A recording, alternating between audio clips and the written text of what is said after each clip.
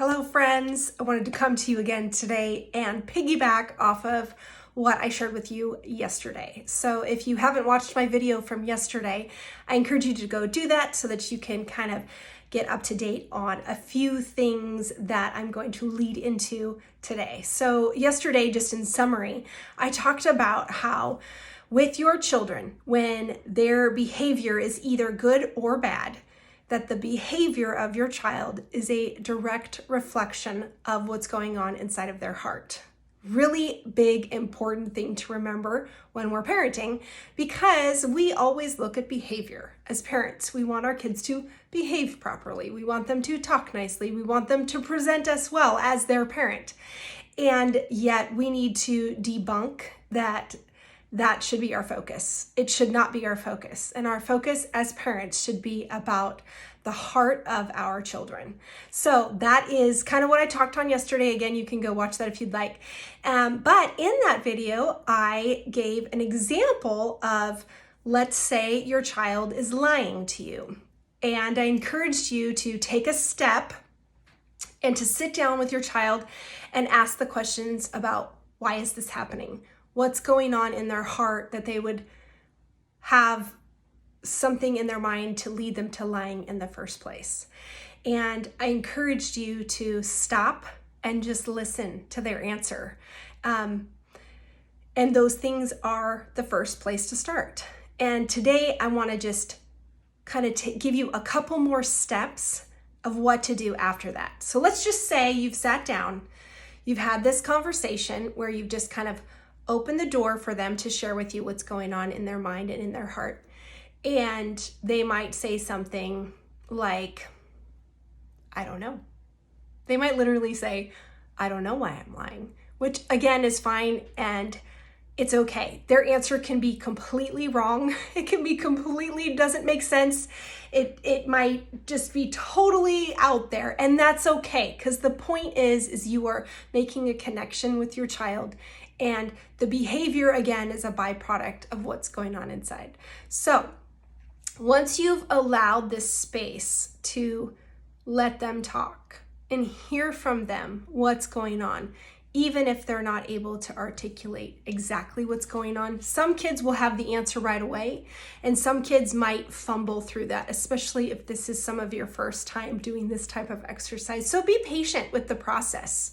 Know that it's okay to talk about the same thing 2 or 3 times. And, maybe you go, you know what, that's okay. Why don't you think about it? Why don't you think about, maybe what's going on in here that would make you want to lie, because I'm here to help you and support you and be your cheerleader. And I want to make sure that we can be honest with each other. So maybe take some time and think about it, and let's talk about this again. So you're giving this space for the conversation to unfold. And what that does is the space itself is allowing your child to feel like they're important, that they're seen, that they don't have to be perfect, that you can have conversations with them without them getting in trouble right away for doing something wrong. And they will take that opportunity and think about it. And they will do that. And I know that for sure, because their desire is to be connected to you as their parent. They absolutely want to feel your love and support. They don't actually want to lie to you. It makes them feel bad. And they feel like, I don't know what to do with this, but here I am. So providing the space for the conversation is going to do a lot in the way of building trust and building connection. So make sure you do that piece. After you have done that piece and you've maybe come to kind of some things that where they've been able to articulate a little bit more, or there's been an openness to the conversation, what you want to do is then move to the second step, which is you're going to problem solve together. This is not about you as the parent being the one to dominate the conversation. This is about you taking the information and this very delicate and very vulnerable place that they have just given you permission to come into. And you get to hold it, and you get to work together to bring a resolution. And It can be as simple as saying something like, "Thank you for sharing with me. It sounds like you have some things you're struggling with.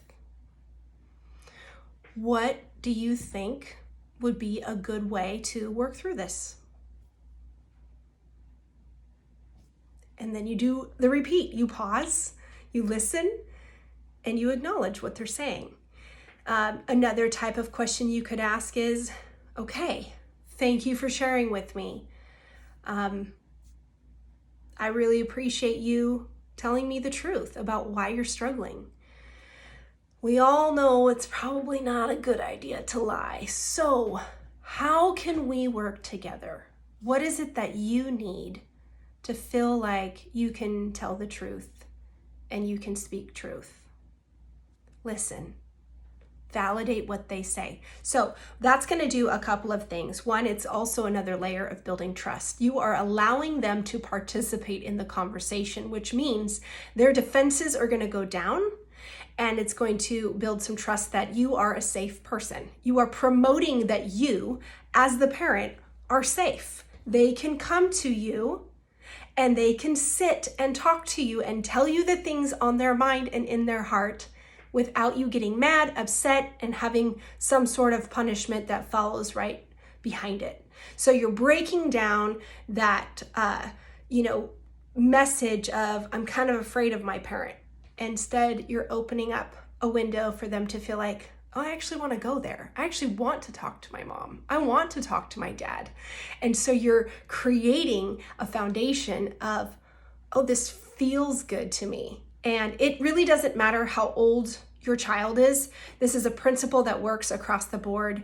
There are some things that are specific to developmental years and different stages that kids are in, but the concept is the same kind of regardless. You could have a 4-year-old who, you're saying, "Hey, what can we do to fix this?" And they might be dancing around the house going, "I don't know." And that's just where you're at. So then you can help them say, "Well, what are some things we could do to maybe try and tell mommy the truth?" And you come up with an idea like, "How about next time you lie to me and you remember that you lied, maybe come to me and say, 'Mommy, I lied and I made a mistake. Would you please forgive me? I'd like to tell you the truth.'" That's a plan. So even as being the mature one and the adult who can create a plan, you're meeting that 4-year-old at their level, and you're coming up with something that might just allow them to start thinking differently about their behavior and about their actions.